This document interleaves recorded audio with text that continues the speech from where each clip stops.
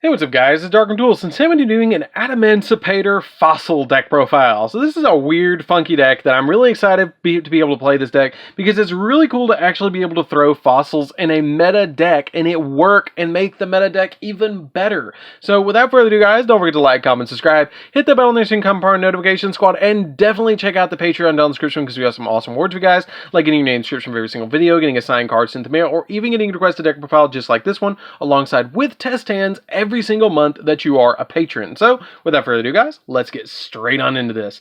So first off, we're going to be playing 3 copies of Adamancipator Analyzer. So Analyzer is really good in this deck, because basically what Analyzer does is if your opponent controls a monster, you can special summon this card from your hand, and then all of the tuner monsters share the same ability, that if they're on their field, then you can excavate the top 5 cards of your deck, and if you can special summon one excavated level 4 or lower non-tuner rock monster, and then you place the rest of the deck on the bottom, or you place the rest of them on the bottom of the deck in any order, which is really good.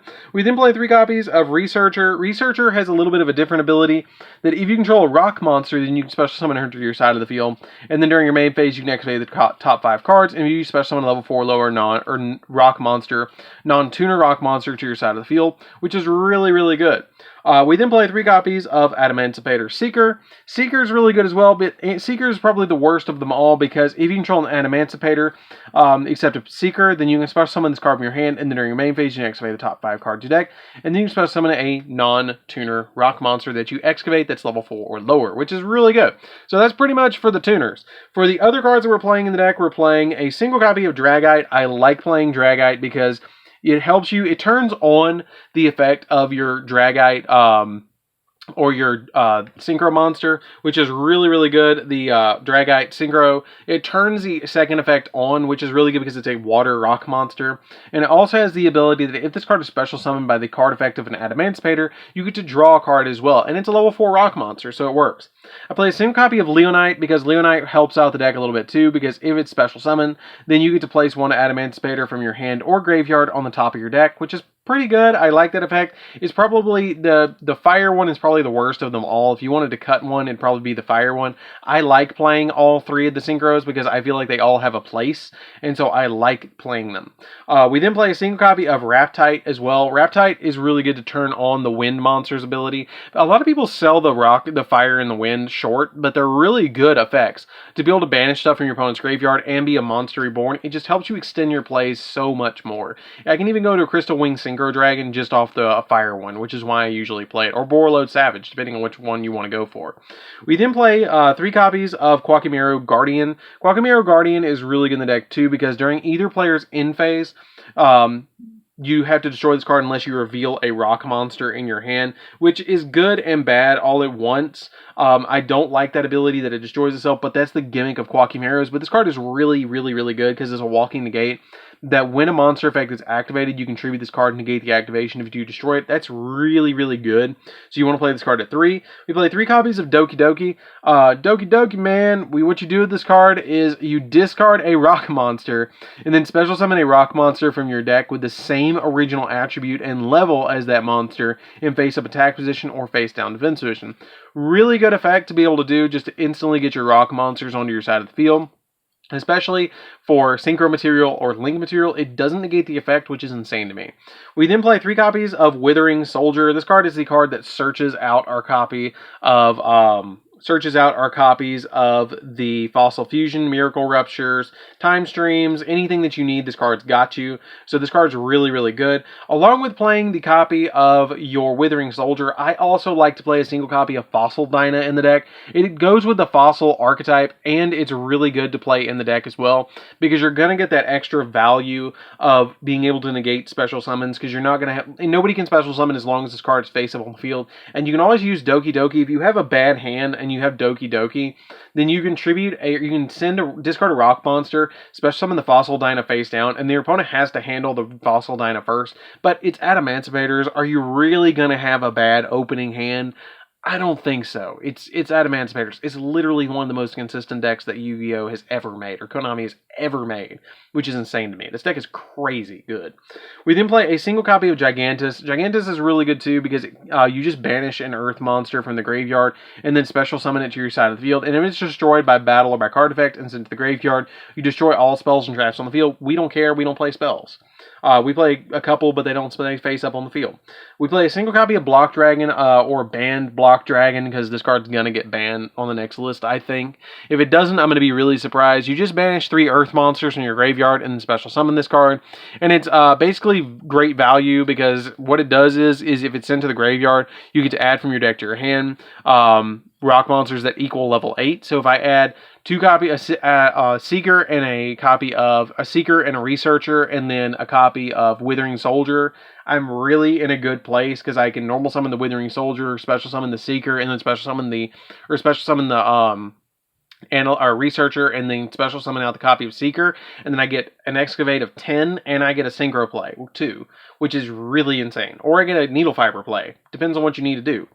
We then play for the last 3 monsters. I play 3 copies of Nibiru. Nibiru's really good in this deck because it's searchable, and it works with your copies of your Fossil fusions, because if you're going to try and go for Skull King, you can use your copy of Nibiru to instantly go for Skull King, which is really good to be able to use, because you're already getting value out of it, out of your opponent's cards, because you're just going to board wipe them, and then if Nibiru gets linked away or synchroed away, or usually linked away, because it's too high to synchro with, but if you link it away for like a Needle Fiber, then you're instantly going to have 2 rock monsters in the graveyard to use Fossil Fusion to go into Skull King. I mean, it's just really good value out of Nibiru in this deck as a 3 of.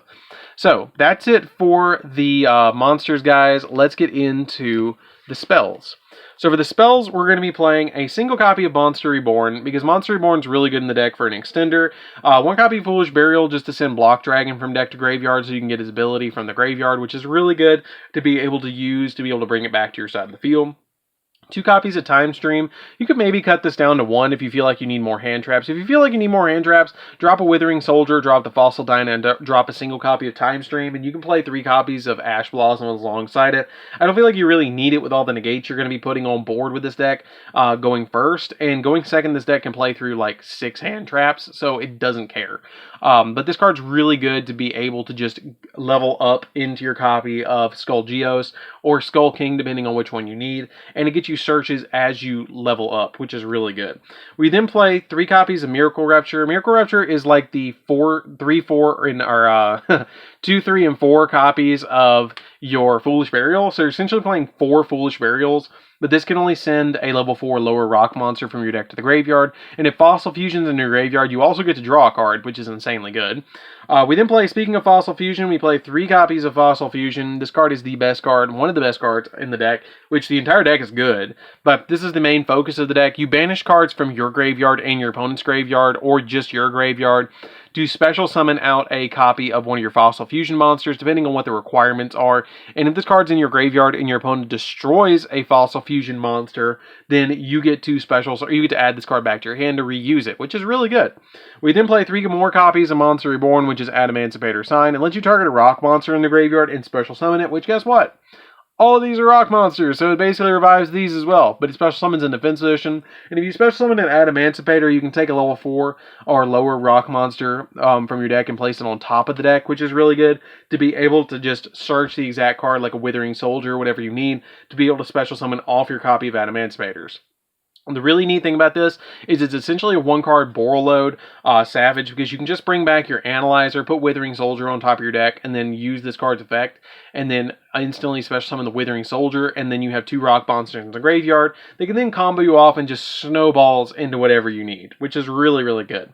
So, that's it for the main deck, guys. Let's get into the extra deck. So for the extra deck, we're going to be playing a single copy of Skull King. Skull King can attack twice, and it does piercing damage. All of your fossil monsters do piercing damage, but this card can attack twice, and also it has the ability that that if it's in the graveyard, you can discard, or when this card, during your opponent's turn, you can quick effect, target a monster in your opponent's graveyard, discard a card, and you special summon that monster to your field, which is pretty good as well. You can basically grab their biggest monster, but usually it's not going to go to your opponent's turn, because you're just going to OTK them. We play a single copy of Yugioh. Yugioh is really good too, because it inflicts this card is essentially Chaos Max, but 500 attack less. It does double piercing damage. If this card is fusion summon battles an opponent's monster, it does double damage. It does piercing damage, and also before damage calculation, you can switch the attack and defense of monsters. That's pretty good. It's shield and sword, piercing damage, and double damage. That's insane. We then play a single copy of Skull Knight. Skull Knight is just kind of a stepping stone to go up into your copy of Yugioh or your copy of Skull King. It's pretty good with Time Stream to go into this card, but you don't have to go for Skull King if you don't need to. You usually don't summon it. You usually just go Time Stream and level from 4 to this, and then search another Time Stream and then go 6 to 8. So it kind of is a stepping stone, but it also a stepping stone is a rock deck. I didn't think about that. But you can banish this card from your graveyard and then destroy a card on the field, which is pretty good. Also, and it can attack twice, and it does piercing damage, which is pretty good. I like that effect. And then you play one copy of Skullgar. Skullgar is what you have to use to banish cards in your opponent's graveyard. Skullgar and Yugioh are the ones that you use to your opponent's monsters to go in this card. It inflicts piercing damage, which is really good, and you match from your graveyard to add a fossil fusion from your deck to your hand. You play a single copy of Skullbone. Skullbone lets you search Time Stream if it's in your graveyard, and it can do 2 attacks during each battle phase, which is pretty good as well. We play a single copy of Crystal Wing, which is really easy to go into in this deck. I really like this card in the deck because it helps out so much to be able to go into Crystal Wing and have that additional negates, and it's a kind of rock monster. It's a crystal. We play one copy of Borreload Savage Dragon. Savage Dragon is super easy to go into in this deck, and you're always going to use Needle Fiber to go into this card, so it's going to have 2 negates on it, which is pretty good. One copy of Dragite. Dragite's really good because it has a negation of spells and traps, and during your main phase, you can excavate the top 5 cards of your deck, and then you can balance cards equal to the number of rock monsters you excavated, which is really good. It also has the ability that if you have a water monster in your graveyard, you can quick effect negate the activation of spell or traps, which is why I always play Dragite, the crystal version, in my main deck.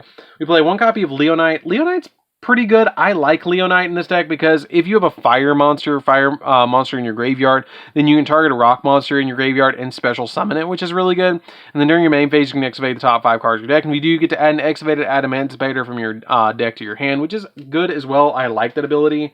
One copy of Raptite. Raptite is really good too because it can banish. During your main phase, you'd excavate the top 5 cards of your deck, and then you get special summon an excavated rock monster in event position, which is essentially a good extender.